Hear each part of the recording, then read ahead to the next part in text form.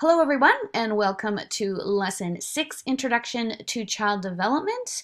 We're going to do sort of an overall intro and then we're going to look specifically at child development and their physical development. So to get us going, first of all, my objectives for including this lesson in the EdPsych scheme of things is to determine, for you to start to determine where a child is at in the realm of child development theory in order for you to be effective in designing teaching and learning situations for the children in your class. So ultimately, this information will hopefully help you be effective in designing and teaching in your classroom, and also be able to support your individual students through your knowledge of child development theory and why students are acting the way they are.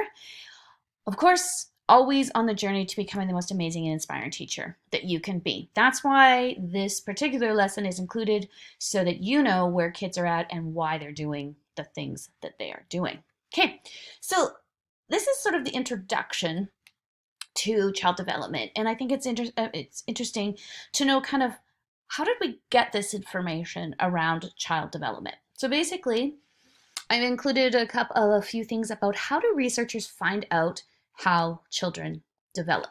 So basically, I'm going to switch over here to my little pencil, is basically they look at a child and they go, that child is, I'm going to observe that child's behavior. I'm going to observe some physical milestones. I'm going to look at some of their moral decisions that they're making. Then I'm going to record those. So I'm going to actually document what the children are doing. Then I'm going to make a little bit of a summary. I'm going to say, okay, this is what I think is happening here. And, you sort of organize all of your data. Then you reflect upon it. You go, okay, according to what I know about child development, of the research that's come before me, and then what I've seen, you reflect upon it. You analyze it. You go, okay, this is what I think, given all of this information. Then you make a plan, you respond to the situation, and then it starts again. So it's very cyclical in here. So that's how child developers figure out these things that I'm going to be sharing with you. This is how they went through that particular process. So when you are observing, if you are doing, especially as a teacher or an EA or a psychologist, wherever you may end up as education students, basically, if you are doing any kind of observation of a child, these are the 10 golden rules of observation. So this is what the researchers would have done to gain the information that I'm going to share. So basically, right after you observe a typical behavior, after a typical behavior, you observe and write after a new behavior, and you write what you observe after unusual behavior. So basically, you just observe and write down everything that you possibly can about the child's behavior. Then you describe what you saw.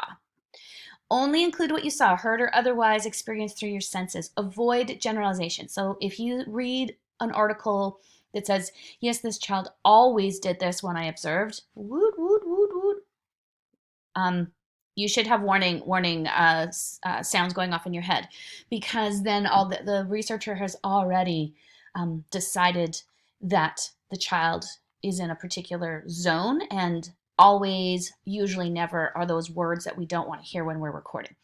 Omit words I and me unless the child spoke these words. So again, you don't want to have a whole bunch. It's not really about you. It's about the child and what the child is doing. Refrain from saying why you think the child behaved or interacted in a particular way. So don't put your own judgment in there. Only what you saw. Just be a video camera. Don't give any judgment. Exclude your own opinions of the child. Sometimes, especially as a teacher, if you are observing a child that's driving you nuts, you may have a negative slant, and so we want to exclude your opinions of the child. Leave out your feelings about what happened. So if a child went up to another kid and punched them in the face, even though that's not right, and whoever is actually in charge should be doing something about it, you can't then put that into your observation. All you can say is child A hit the other person in the face, teacher reacted, those kind of things. Then you write a separate comment that explains why you thought this behavior interaction was important to record and what you think it might mean in terms of this child's development and program goals for children. So basically, then that's where you can maybe write a separate comment and say, okay, this is where I see what I see this child doing, and this is kind of how this child relates to the normal stages of child development that have been researched before. And keep all of these anecdotal records confidential. So if you are doing this as a teacher, if you are actually observing a child's behavior, or a psychologist or an EA, you really need to keep those confidential, because those are, as a professional, you need to keep the confidence of the child and the behaviors that are going on at school. Okay.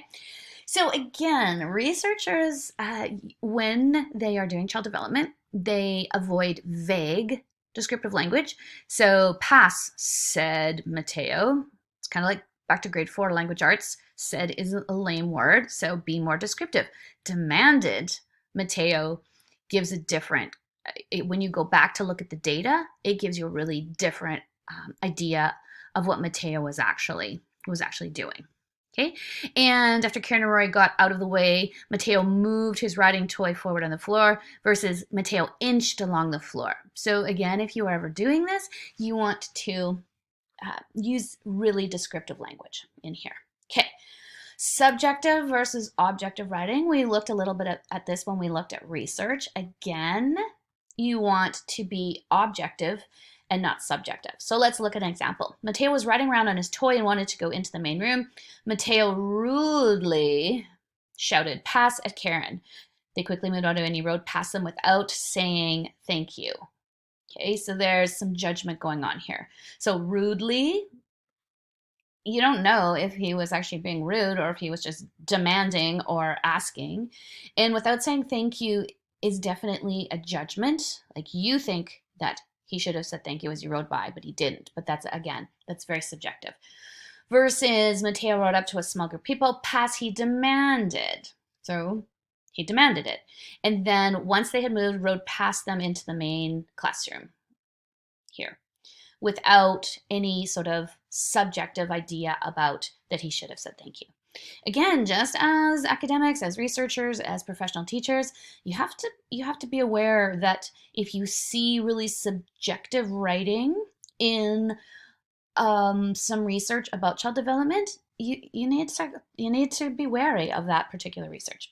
And finally, I think it's finally, positive. Yes, positive and negative language. Again, negative is, Suzanne asked Harold if he was playing with the trains and he didn't answer.